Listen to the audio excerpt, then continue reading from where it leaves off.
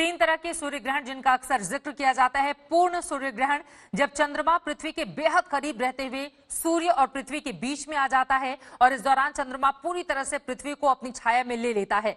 इससे सूरज की रोशनी पृथ्वी पर नहीं पहुंच पाती है। इस खगोलीय घटना को पूर्ण सूर्य ग्रहण कहते हैं। लेकिन इस वक्त आप जो देख रहे हैं, दरअसल वलयाकार सूर्य ग्रहण इसको कहा जाता है। इस स्थिति में चंद्रमा पृथ्वी और सूर्य के बीच में तो आता है, लेकिन दोनों के बीच दूरी काफी ज्यादा होती है। चंद्रमा पूरी तरह से सूर्य को ढक नहीं पाता और सूर्य की बाहरी परत चमकती रहती है, जो कि वलय यानी कि रिंग के रूप में दिखाई देती है और इसे ही वलयाकार सूर्य ग्रहण कहा जाता है। और खंडग्रास सूर्य ग्रहण, इस खगोलीय घटना में चंद्रमा सूर्य और पृथ्वी के बीच में इस तरह से आता है कि सूर्य का थोड़ा सा ही हिस्सा अपनी छाया से ढक पाता है। इस दौरान पृथ्वी से सूर्य का ज्यादातर हिस्सा दिखाई देता है। इसे खंडग्रास सूर्य ग्रहण कहते हैं। अब मैं आ जाती हूँ गौहर रजा जी, आपके पास ये तस्वीरें कुरुक्षेत्र और आबू धाबी के इस वक्त हमारे दर्शक देख रहे हैं। और दर्शकों की जानकारी के लिए एक बार फिर से, जैसा कि अमिताभ जी ने भी जिक्र किया है कि पूर्ण सूर्य ग्रहण के दौरान भी पूरी तरह से घुप अंधेरा नहीं होता है, थोड़ी सी रोशनी रहती है। लेकिन चूंकि सूरज की तस्वीर लेनी हो तो कैमरे में भी थोड़े बदलाव करने पड़ते हैं, चाहे वो सूर्य ग्रहण का वक्त हो या फिर नॉर्मल डेज में भी अगर हम सूरज की तस्वीरों को लेने की कोशिश करते हैं तो हमें कैमरे में कुछ स्पेशल लेंस का इस्तेमाल करके उसकी फोटो लेनी होती है। तो ये जो तस्वीरें हमारे दर्शक इस वक्त आबू धाबी और कुरुक्षेत्र से देख रहे हैं सूर्य ग्रहण की, इस पर आपकी टिप्पणी गौहर रजा साहब। आप बिल्कुल सही बातें आपने दो तीन कही हैं, उसमें कुछ ऐड करना चाहूंगा मैं।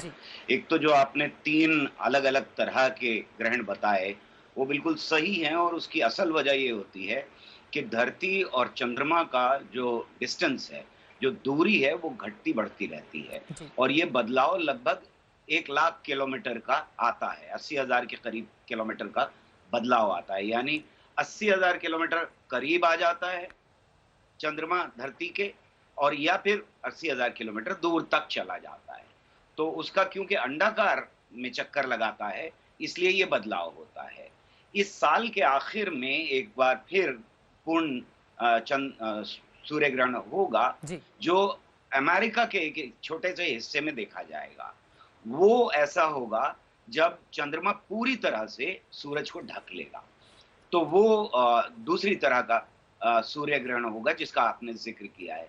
ये वाला जो है, क्योंकि सूरज चांद धरती से काफी दूरी पर है, इसलिए वो पूरी तरह से नहीं ढकेगा सूरज को।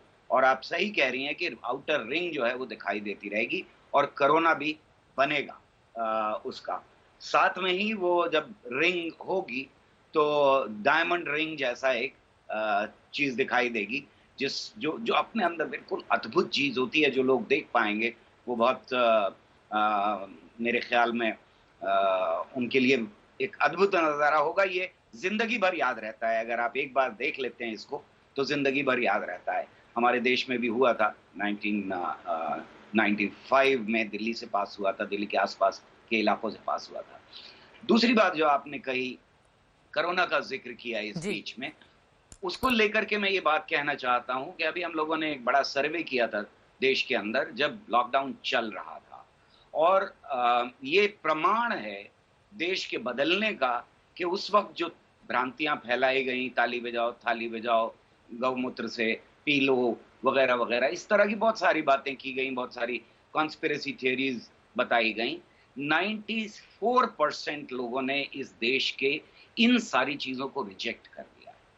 मैं बहुत शुक्रिया अदा करना चाहता हूं पर्सनली, साइंटिस्ट होने की हैसियत से, सारे के सारे धार्मिक लोगों का, जिन्होंने इस बीच में पहली बार हिस्ट्री ऑफ ह्यूमन काइंड में, मानवता के इतिहास में पहली बार ऐसा फैसला लिया कि सारे धार्मिक स्थान बंद कर दिए जाएंगे। और इसकी वजह ये थी कि उन्होंने साइंस का पक्ष लिया। उन्हें मालूम था कि अगर लोग इकट्ठा होंगे तो कोरोना फैलेगा, ये बात साइंस ने बताई थी। उन्हें मालूम था कि ये वायरस क्या है, ये वायरस कैसे फैलता है।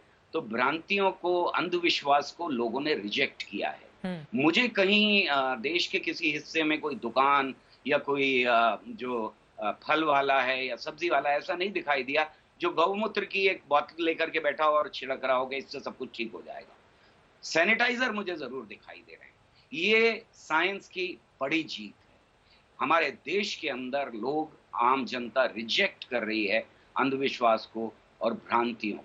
ठीक है सर। तीसरी बात जो जी। आप कह रही थी, बहुत इम्पोर्टेंट बात कह रही थी आप, कि जो हम देखते हैं, तो अल्ट्रा वायलेट रेज़ हमें आँखों से, नंगी आँखों से दिखाई नहीं देती। हुँ, वो कहाँ आ रही हैं, कब आ रही हैं, कैसे पहुँच रही हैं, इसका हमें कोई ज्ञान नहीं होता। आज साइंस की वजह से हमें इसका ज्ञान है कि अल्ट्रा वायलेट रेज़ होती हैं, जो रेटिना के लिए हार्मफुल हो सकती हैं, और इसीलिए हमें ये भी मालूम है कि कैमरे में हम कैप्चर नहीं कर सकते पूरी तरह से सूरज को, अगर उसमें स्पेशल फ़िल्टर यूवी रेज़ के, अल्ट्रा वायलेट रेज़ के ना लगाए जाएँ।